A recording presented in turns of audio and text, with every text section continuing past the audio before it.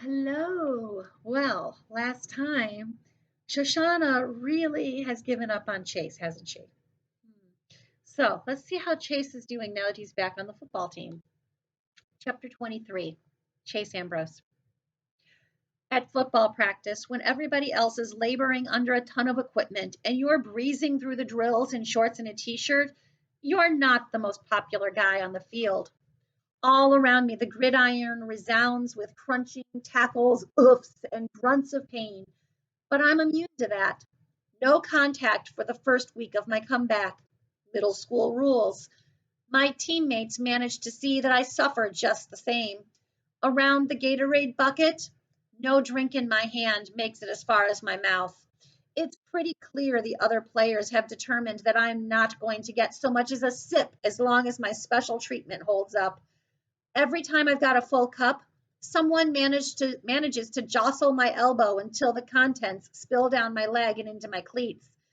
It's been going on for 3 days now. I'm borderline dehydrated, and when I walk, my wet pants create squishing noises. Hey, Pink, Coach Davenport calls, referring to the fruit punch color of my lower body. Get out there and catch some passes. I have no memory of what practice is supposed to be like, but I don't complain about the treatment and focus on doing my job. I guess playing football is like riding a bicycle. You never really forget how. I run hard, and after a couple of days, the cuts and jukes come back to me. More muscle memory. I make a few good grabs, and I can feel the guys' attitudes thawing a little. Nice catch, Captain. Landon tells me with a slap where my shoulder pad would be if I was wearing one. I guess I'm still the captain. I didn't forfeit that by having amnesia. Yeah, good to have you back, adds Joey in a tone that could almost be interpreted as friendly. I try to turn this development to my advantage. Can I have a drink now? He laughs. Bathrooms in the field house, newbie. I hadn't thought of that. Pretty soon I'm in there bent over the sink, guzzling water from the tap. It's better than drinking out of the toilet, which is probably what Joey had in mind. It takes a while, but Landon finally explains that this is standard procedure for anyone who's on non contact. As soon as I'm getting tackled like everybody else, my Gatorade privileges will be restored. Football. Here's a surprise. I like it. That means everything didn't change when I fell on my head. It proves that you can be an athlete and a video club kid at the same time. Not in my case, obviously. Video club invited me to get lost, but it's possible to be both. I have no idea why more people don't do it. Maybe it's because the jocks will never find out if they enjoy something artsy because they'll never try it. And the arts kids feel the same way about sports. In spite of everything that's happened, I'm getting the hang of most of the Hurricanes. They're a rowdy crew, and sometimes the physical nature of the game spills over into the way they treat other kids, which is definitely not right. But they're giving me a chance, which is more than I can say for the video club these days. I'm starting to see how I could have been friends with the players, with two exceptions. Aaron and Bear finally have what they wanted. My name is Mud with my new friends, and I'm back on the team. But if they expect us to be the Three Musketeers again, they can forget it.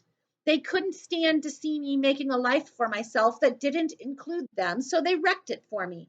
And in the process, they managed to retarget poor Joel, who hasn't been home for 2 weeks yet. And that's not including the way that they treat the residents at Portland Street. But the last straw was when they cornered me, so I had no choice but to lie to Dr. Fitzwallace to protect the three of us. Aaron's always lecturing me about friendship. He doesn't know the meaning of the word. I don't talk to them. I don't stretch next to them. In the locker room, I sit so far away from them that I'm practically out in the hall.